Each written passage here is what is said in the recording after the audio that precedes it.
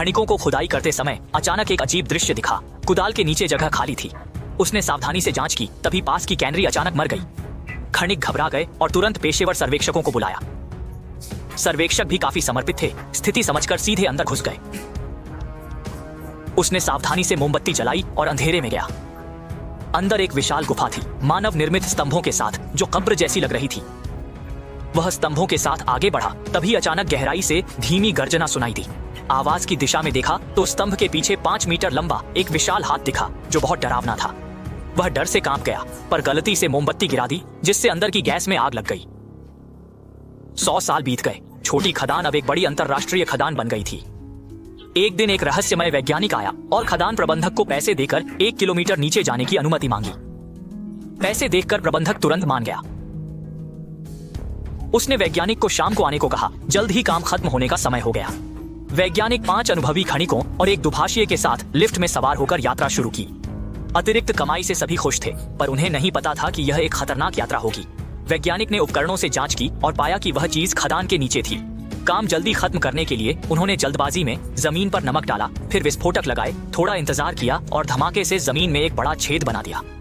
मुख्य बात यह थी कि छेद के अंदर चारों ओर सुरंगें थीं। यह देखकर टीम लीडर को एक पुरानी कहानी याद आई। कहा जाता था कि 100 साल पहले यहाँ एक बड़ा खनन हादसा हुआ था, जिसमें 30 से ज्यादा खनिक मारे गए थे।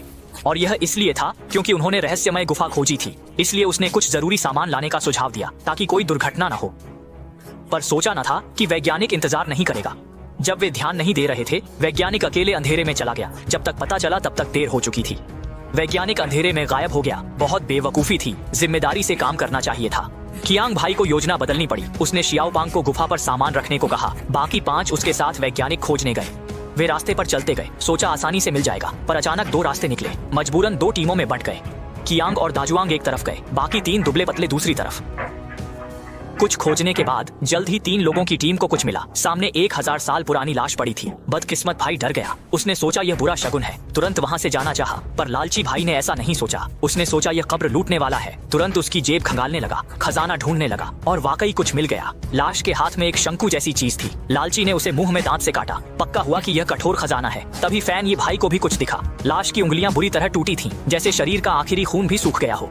ये क्या हो रहा है? उन्होंने तुरंत चारों ओर देखा। पत्थर की दीवार पर खून से लिखा था। शायद मतलब था कि अंधेरे में कोई राक्षस है जो बिना आहट के आया और सबको मार डाला। अब वह राक्षस सो रहा है। खुशकिस्मती से जब वे कियांग भाई को मिले, कियांग भाई ने वैज्ञानिक को ढूंढ लिया था। वैज्ञानिक अकेले को छुपकर फिल्मा रहा था। बिल्कुल बेवकूफी थी। लालची ने तुरंत कैमरा छीन लिया। वैज्ञानिक को सबक सिखाने वाला था। अच्छा हुआ कियांग भाई ने रोक दिया। वैज्ञानिक पिटने से बच गया, पर कियांग भाई उससे खुश नहीं था। कियांग ने वैज्ञानिक को साथ चलने को कहा। शोध की बात बाद में होगी, लेकिन वैज्ञानिक ने कहा कि वह जो खोज रहा था वह यही था। उसने सामने की शिलालेख वाली दीवार की ओर इशारा किया। कहा कि बस इस दीवार को खोलना है, फिर अंदर जाकर कुछ तस्वीरें लेनी है, मिट्टी के कुछ नमूने लेने हैं। इससे उनका काम पूरा हो जाएगा। वैज्ञानिक की यह बात सुनकर भाई कियांग के पास कहने को कुछ नहीं था। अब जब मिल ही गया है तो बीच में छोड़ा नहीं जा सकता। इसलिए उसने तुरंत दीवार उड़ाने का फैसला किया। देर करना ठीक नहीं था। उन्होंने दीवार पर विस्फोटक लगाए, फिर निर्णायक रूप से विस्फोट किया। सफलतापूर्वक दीवार में एक बड़ा छेद बना दिया। तुरंत वे अंदर घुस गए। उनकी नजर प्राचीन शिलालेख वाले स्तंभ पर पड़ी। वैज्ञानिक यह देखकर बहुत खुश हुए। वे एक तरफ नमूने इकट्ठा कर रहे थे,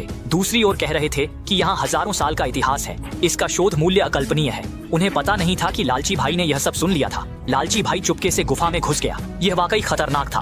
बाकी लोग तलवारें लेकर पीछे भागे। आखिरकार एक गुप्त कमरे में लालची भाई मिला। लेकिन अजीब बात यह थी कि लालची भाई वहाँ खड़ा था, बिल्कुल हिल नहीं रहा था। यह क्या हो रहा था?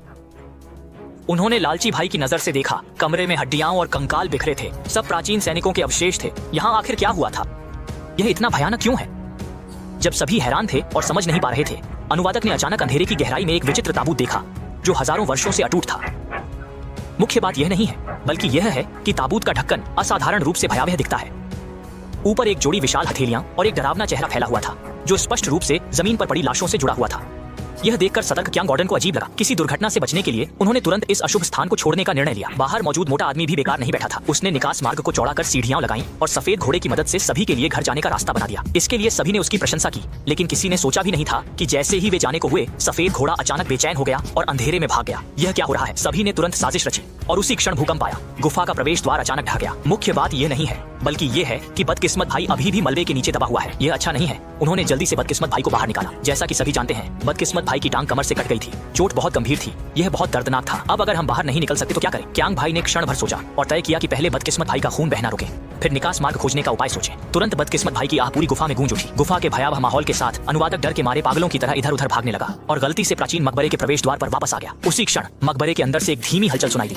वह सावधानी से जांच करने आगे बढ़ा और अगले ही पल लालची भाई भी वहीं था।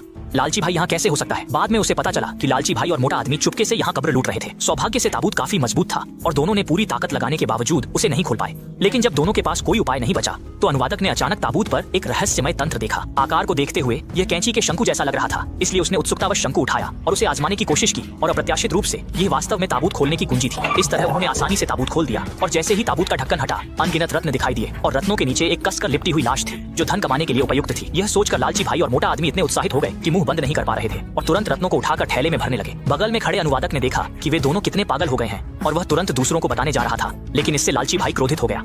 उसने अनुवादक को कोने में धकेल दिया, उसे थप्पड़ मारे और रोया। फिर उसे धमकी दी कि अगर उसने दूसरों को बताया तो वह उसे मार डालेगा। इस झगड़े से डरकर कायर अनुवादक पागलों की तरह भाग खड़ा हुआ। वह मकबरे से बाहर निकलकर एक कोने में छिप गया।